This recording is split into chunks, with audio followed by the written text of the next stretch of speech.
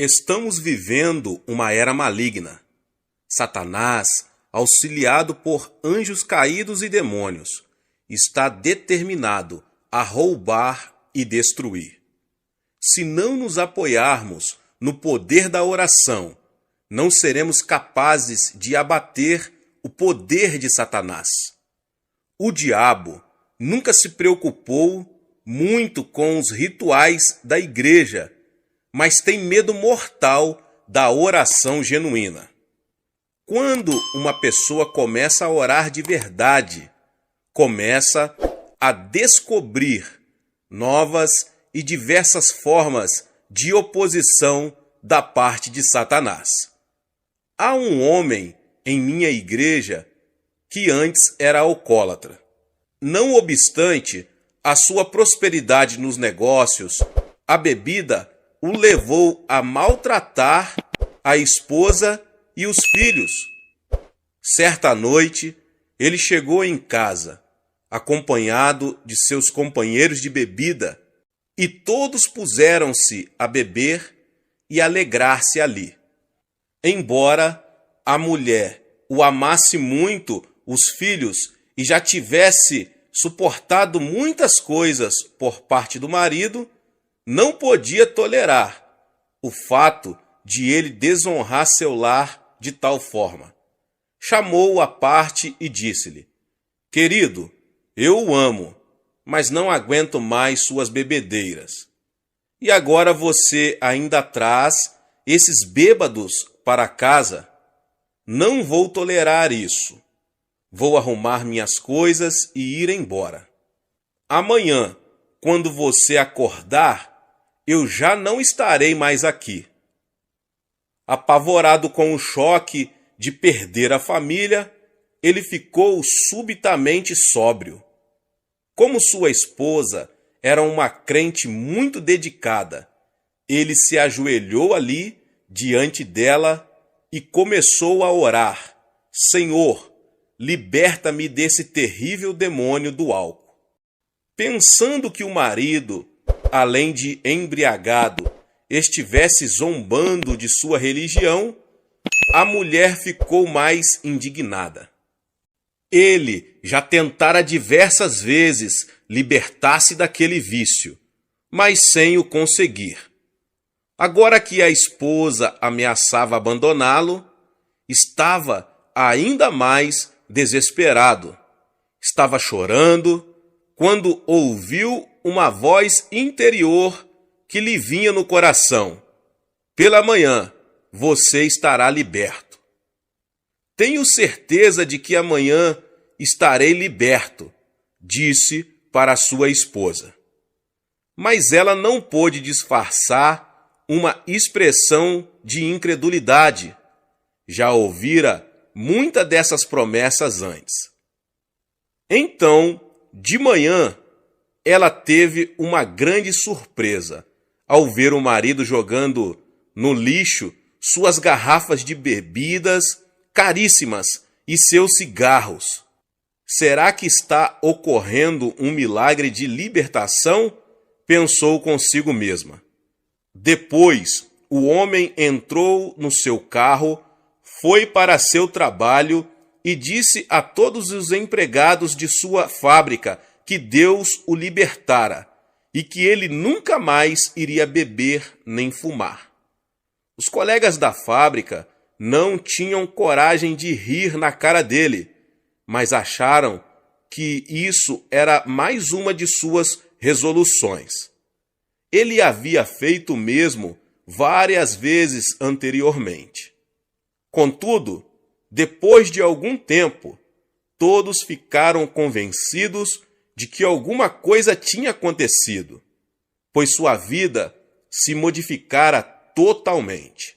Hoje, toda a família está servindo a Jesus e ele é diácono de nossa igreja. Havia uma outra família que Satanás estava decidido a destruir.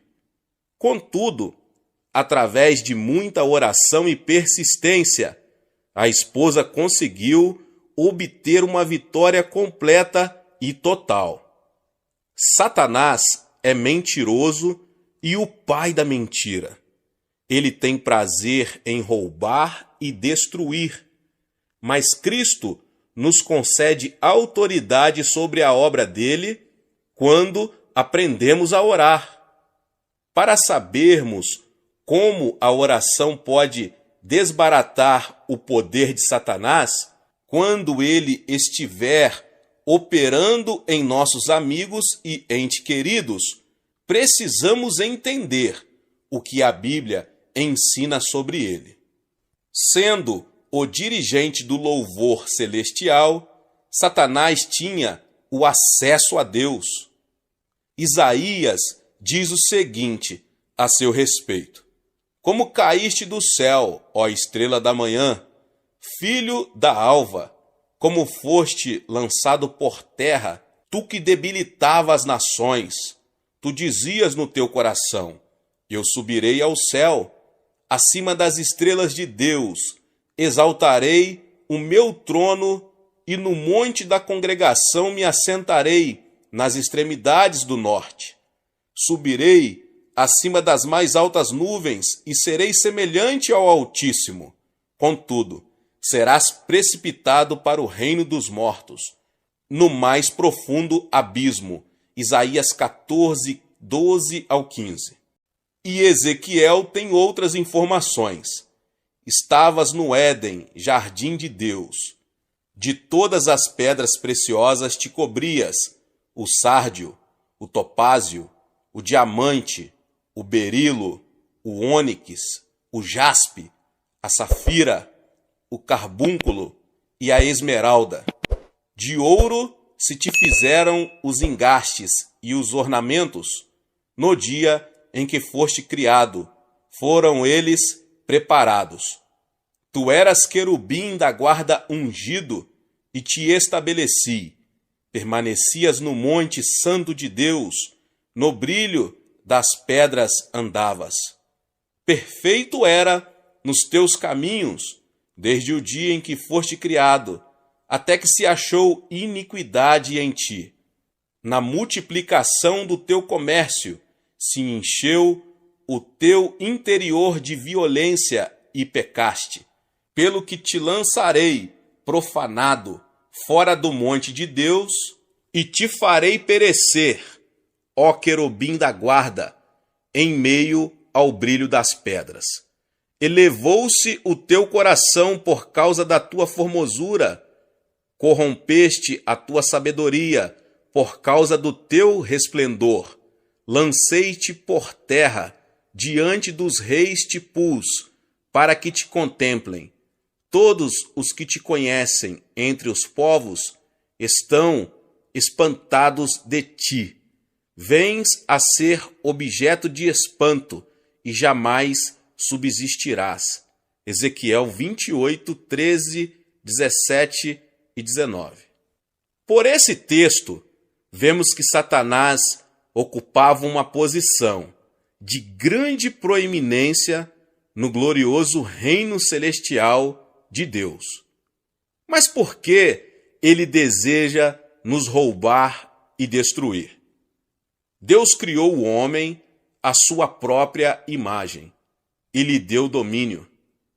Satanás teve inveja da posição que o homem ocupava e desde o início tentou destruir essa criatura especial de Deus. Assim que Adão e Eva morreram espiritualmente por causa de seu pecado, Deus fez a seguinte promessa: porei inimizade entre ti e a mulher, entre a tua descendência e o seu descendente. Este te ferirá a cabeça, e tu lhe ferirás o calcanhar. Gênesis 3,15. Assim, Satanás sabe que sua derrota final e suprema virá por meio da humanidade. Examinando a história humana, vemos que ele tem tentado impedir que essa promessa se realize. Primeiro, ele tentou corromper a raça humana, como se foram multiplicando os homens na terra, e lhes nasceram filhas, vendo os filhos de Deus que as filhas dos homens eram formosas, tomaram para si mulheres, as que entre todas mais lhe agradaram. Então disse o Senhor: o meu espírito não agirá para sempre no homem, pois este é carnal, e os seus dias serão 120 anos.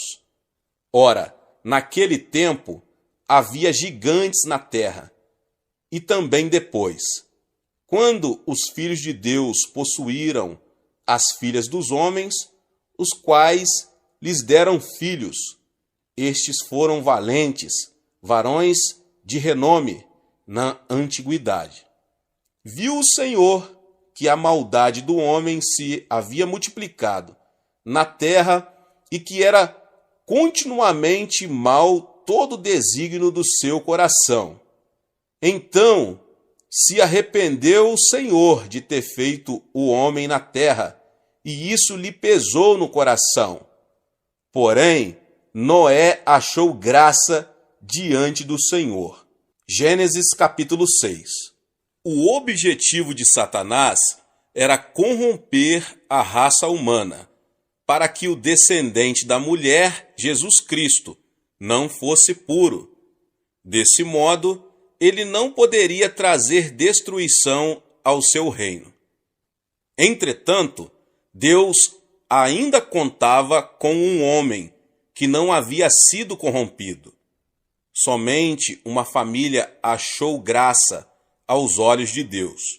Assim, Noé foi o meio pelo qual toda a raça humana se salvou de uma destruição total e completa. Mas Satanás continuou com sua oposição, tentando destruir o povo de Israel. Depois fez tentativas para destruir o Cristo menino. Por fim, fez com que o Filho de Deus fosse pendurado numa cruz. Mas a cruz não significou o fim de Jesus, pois foi exatamente pela morte de nosso Senhor na cruz que ele derrotou a Satanás. E é pela morte e ressurreição de Jesus Cristo que nós também temos autoridade sobre Satanás e suas obras. Desse modo, somos mais que vencedores por meio daquele que nos amou. Como exercer essa autoridade em oração? Como eu disse antes, Satanás faz mais oposição às orações do povo de Deus do que a qualquer outra coisa. Isso é mostrado claramente no livro de Daniel. Daniel ainda era jovem quando foi levado cativo para a Babilônia, no ano 605 a.C. Mas Deus fez com que esse cativeiro se tornasse o meio pelo qual Daniel chegou a uma posição-chave no maior império daqueles dias. Assim como José, que prosperou no Egito, embora passando por reveses temporários, assim também Daniel foi usado por Deus, pelo fato de possuir o dom de interpretação de sonhos. Esse dom foi usado depois para revelar uma visão tão precisa de acontecimentos futuros que houve quem duvidasse da autenticidade de seu livro. No primeiro ano do governo de Dário, futuro governante universal do Oriente Médio, Daniel recebeu uma interpretação especial do texto de Jeremias 25:13. Ao perceber as implicações dessa nova interpretação para Jerusalém, começou sua conhecida oração intercessora em favor de seu povo.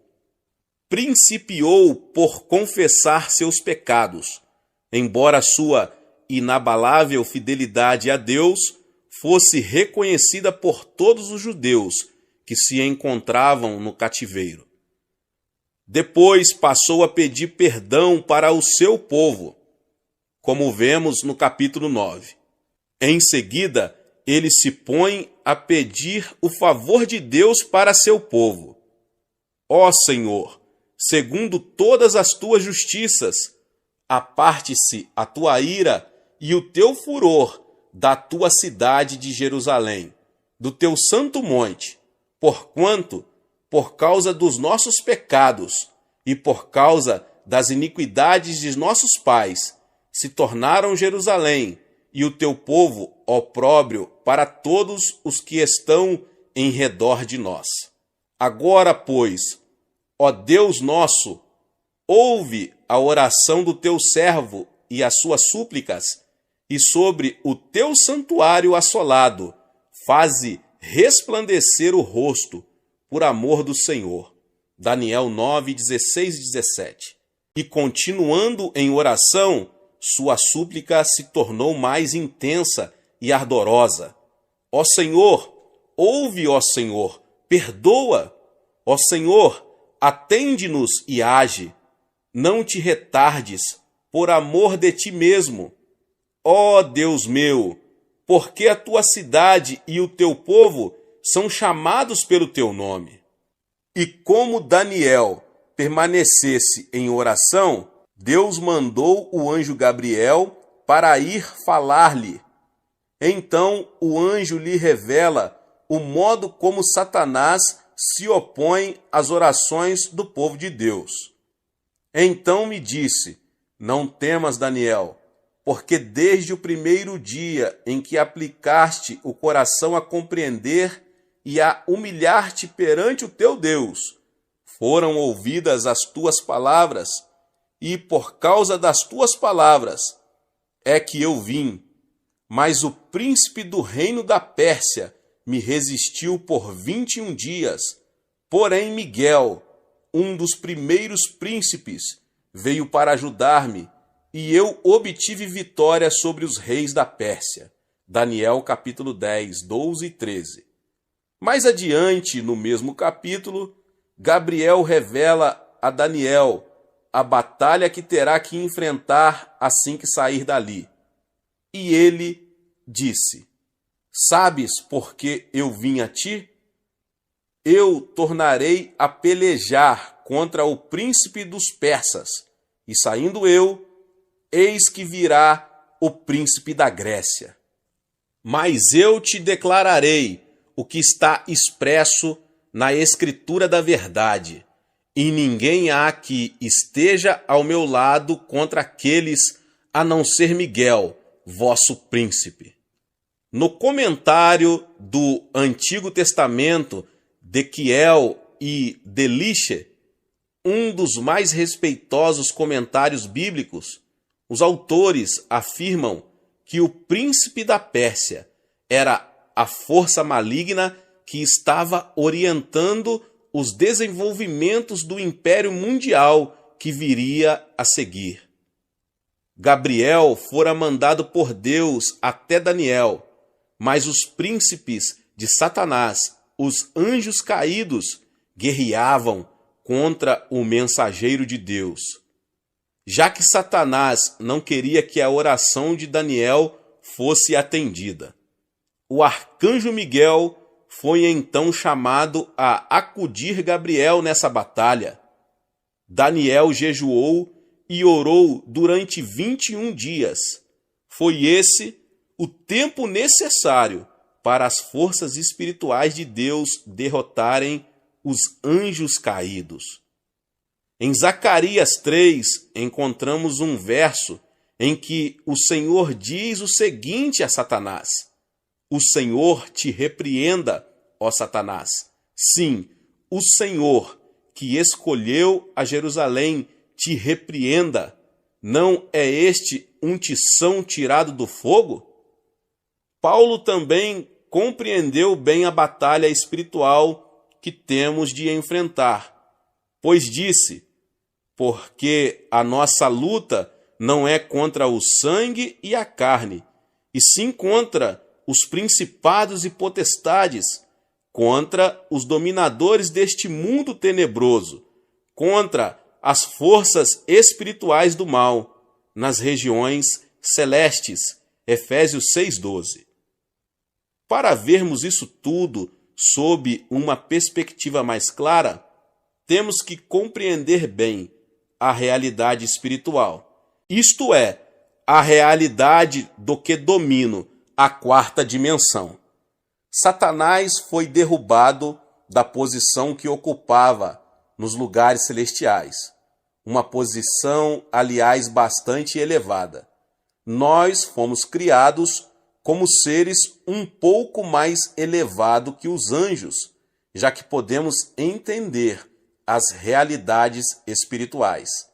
Satanás já sabe, desde os tempos do Jardim do Éden, que seu reino será destruído por meio da humanidade. Deus lhe deu o título de Príncipe da Potestade do Ar. Como ele pode exercer autoridade sobre a atmosfera da Terra? Ele tem conseguido exercer influência sobre as nações. Contudo, Deus tinha dado autoridade ao homem, mas este a perdeu por ocasião da queda, devido ao pecado de Adão. Entretanto, nunca houve uma época em que não houvesse uma testemunha de Deus no mundo. Seu povo sempre pôde exercer autoridade através da oração e intercessão. Depois, Cristo veio ao mundo e permitiu que os homens o julgassem e crucificassem.